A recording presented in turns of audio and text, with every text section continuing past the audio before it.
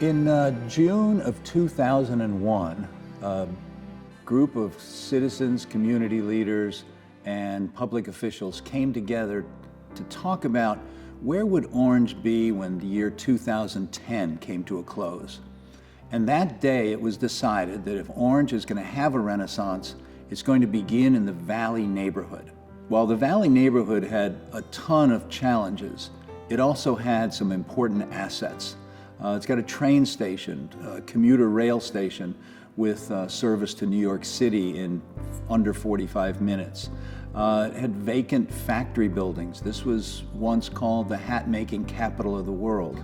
So it was felt that in the Valley we could get some real momentum, and that momentum could fuel the long-term renaissance of Orange. And out of those goals for a revitalized neighborhood came the idea that the arts could be a driver for many of those goals. Back in 2005, we launched with a group of artists, educators, and community leaders, we launched a community arts organization named Valley Arts. And Valley Arts does what hands can't do.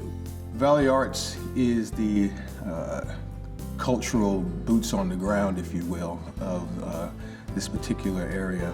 And now it has grown into a very, very sophisticated sort of arts initiative. This community arts organization is the locus of attracting people who want to be part of making this a great community. In the beginning, we really had a lot of questions around how Hands was going to convert the Valley neighborhood into an arts district.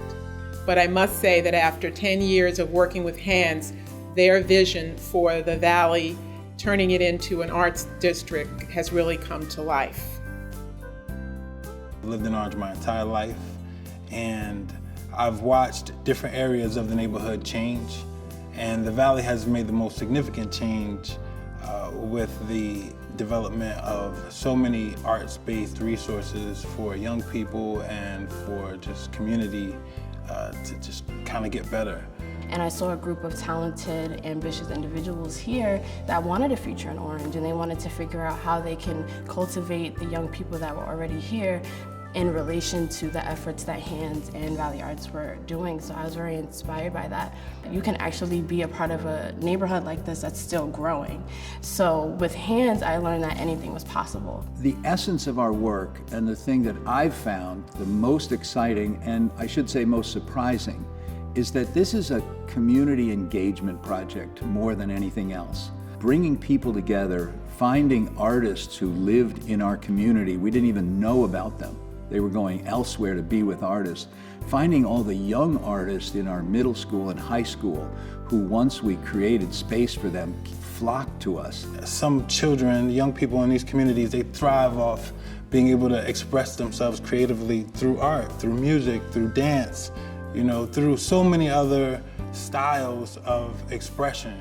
And that's genius too. And to be able to invest in that says a lot about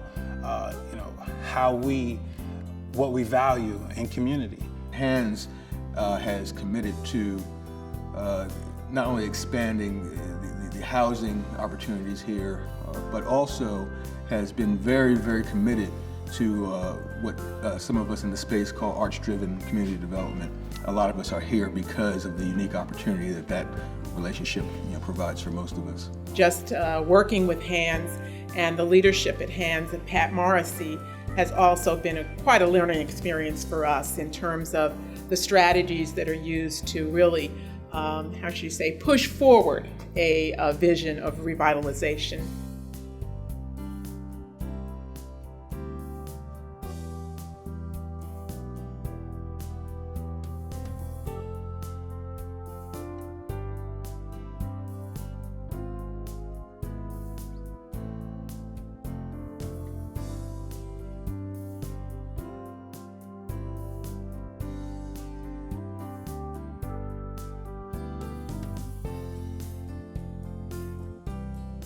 The future of the Valley is secure. There are lots of businesses here. There's private development of housing happening finally after the long Great Recession. But really the secret of the Valley is fueled not just by intentional relationships, but by a sense of being part of something exciting that's advancing the entire community.